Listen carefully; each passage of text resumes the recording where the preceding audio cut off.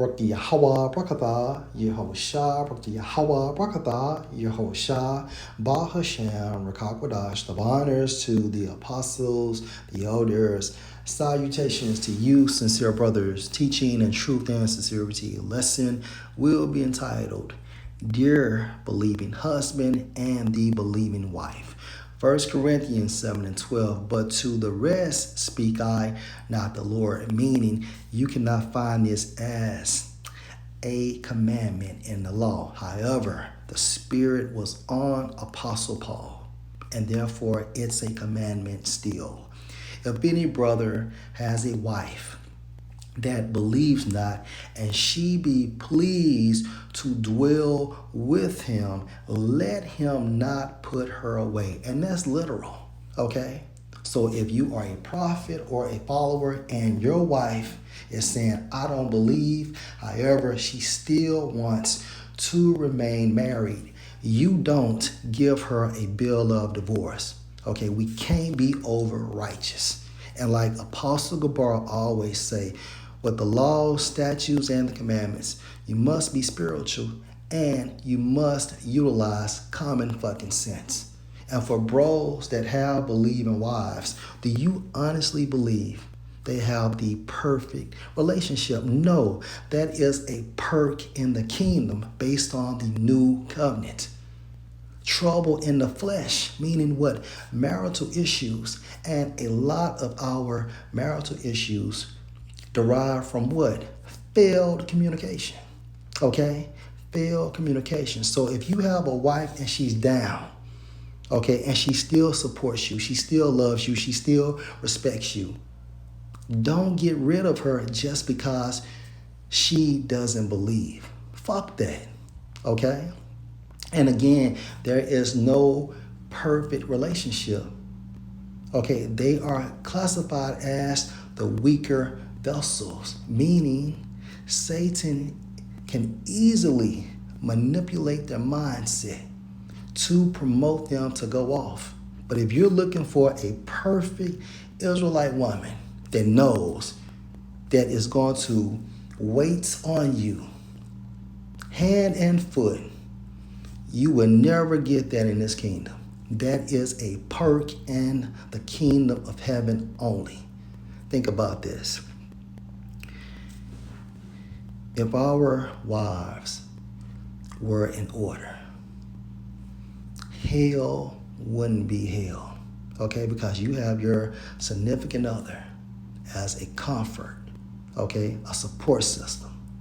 But remember, we committed spiritual fornication on Yahweh. So therefore, now we see how he feels or how he felt, okay?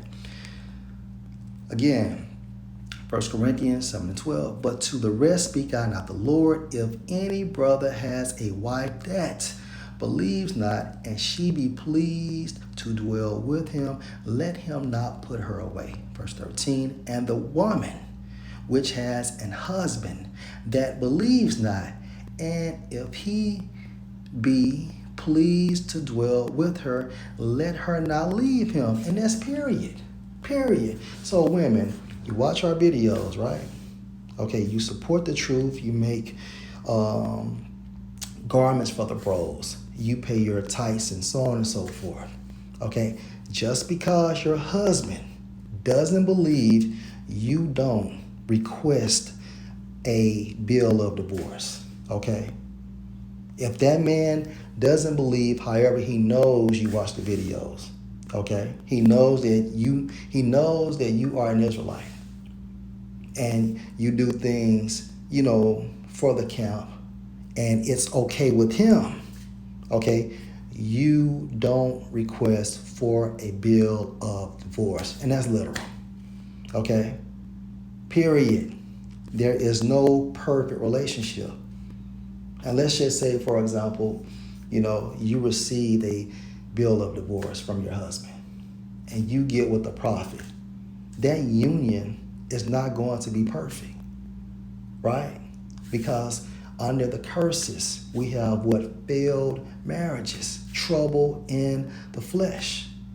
Now, that's not for every relationship, But I can guarantee this, that 98, 99%, no, fuck that, 100%, okay, us bros, we have issues with our wives. Some more, some less, some in between. But at the end of the day, this is all spiritual and it's based on the curses. So again, if your unbelieving wife and if your unbelieving husband is willing to remain married with you all, however, they don't believe, you don't give or request a bill of divorce. Okay? And that is another avenue to promote what? Adultery. Now, if that woman is disrespectful, okay, just totally bugging out, trying to hinder your walk in the truth, at the end of the day, you do what you got to do. But if she's just cool and just nags, from time to time, she's a fucking woman. Whatever, man. Whatever. Because at the end of the day, they're fighting a spiritual battle too. And they don't even know, but you know. So that's why we have to remain spiritual at all times. And for women as well.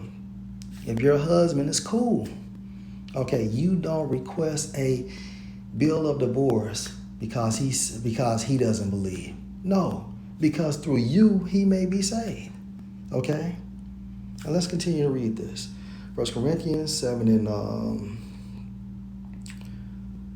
13. And the woman which has an husband that believes not, and if he be pleased to dwell with her, let her not leave him. For the unbelieving husband is sanctified by the wife, right? He's made holy through her belief. He is made holy through her belief. Remember, they're one flesh. And the unbelieving wife is sanctified by the husband. So, for example, a prophet that has an unbelieving wife, she can be saved through him. It's all based on the will of Yahweh, Bahasham, Yahushua. When you utilize a bill of divorce, it has to be for a fucking reason. Not because she's not cooking, or she's nagging, or he's not watching videos with you, or he's talking shit. Okay? Period. You can't be over righteous. For the unbelieving husband is sanctified by the wife, and the unbelieving wife is sanctified by the husband, else were your children unclean. But now are they holy. However, but if the unbelieving depart, let him depart. A brother or a sister is not under bondage in such cases, but the Most High has called us to peace. Verse 16. For what know you, O wife, whether you shall save your husband, or how know you, O man, whether you shall save your wife? But as the Most High has distributed to every man, as the Lord has called everyone, so let him walk, and so ordain I in all churches. So let's read this in the NLT. Each of you should continue to live in whatever situation the Lord has placed you, because at the end of the day, this comes from Yahweh, Bahasham, Yahushua. Whether you have an unbelieving significant other or not, okay? And remain as you were when the Most High first called you. This is my rule for all the churches. So let's go into Timothy, right?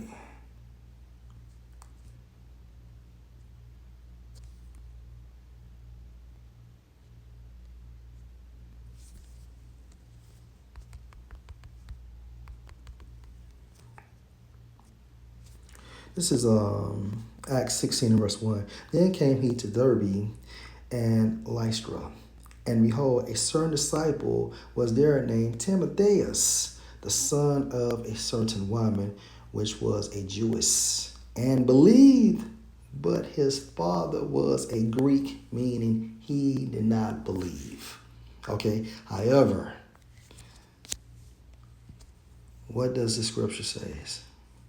And let me get it. What does the scripture state? 1 Corinthians 7:14. For the unbelieving husband is sanctified by the wife, and the unbelieving wife is sanctified by the husband. Else were your children unclean, but now are they holy. And Timotheus is a prime example. His mother believed, however, his father didn't. But guess what? He still is one of the elect. Okay? He is still one of the elect. Although his father did not believe, he believed in the Greek traditions. However, his mom knew, okay, that she was an Israelite, that her husband was an Israelite, and therefore Timothy is an Israelite. Okay? And she did not request a bill of divorce just because her husband didn't believe. Okay? And I'm willing to bet that the unbelieving husband, which was his father, okay, was willing to remain in that union. Because think about this, during this time frame, okay, the marriage relationship was much more in order. We'll get one more precept before I'm out. Let's go to Deuteronomy chapter 28. Let's see.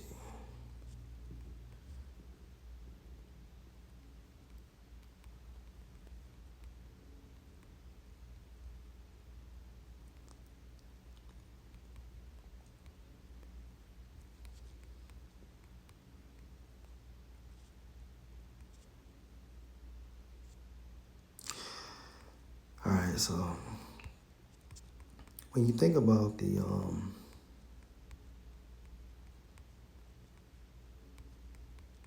situation with our broken homes, okay, these incidents are spiritually compelled.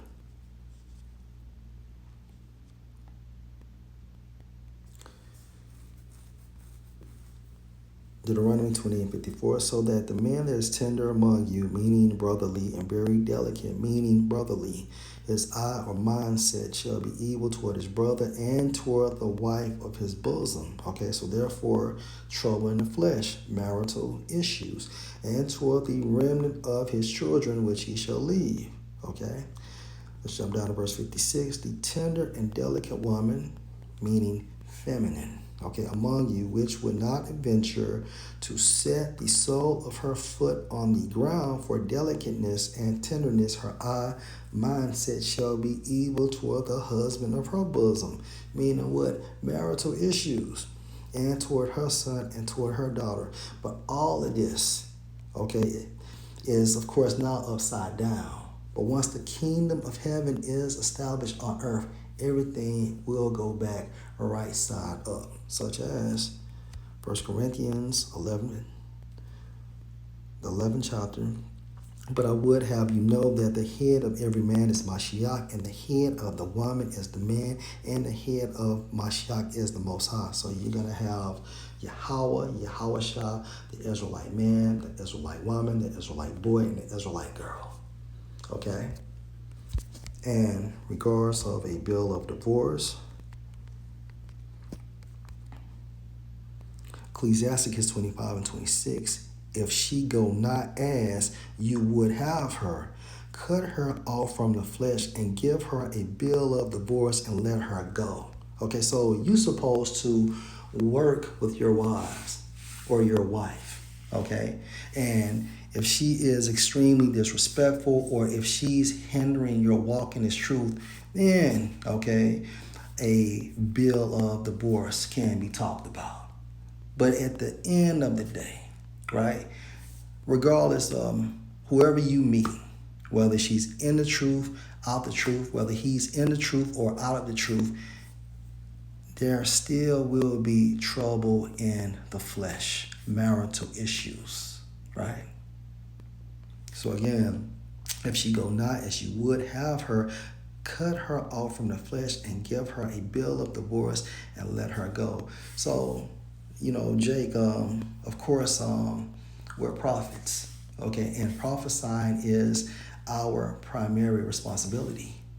But outside of this truth, okay, you may work for somebody or have your own business. You may have kids and a wife.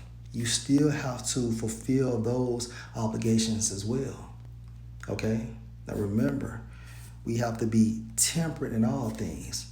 So of course, prophecy is first, but our roles as fathers, brothers, sisters, and so on and so forth, based on your situation, we have to fulfill those obligations as well. Can't get upset because your woman wants to go out from time to time, or you're never at home, you're not spending enough time with her. Because, come on, man. Think about it. So, Lord will, you were edified. Shalom.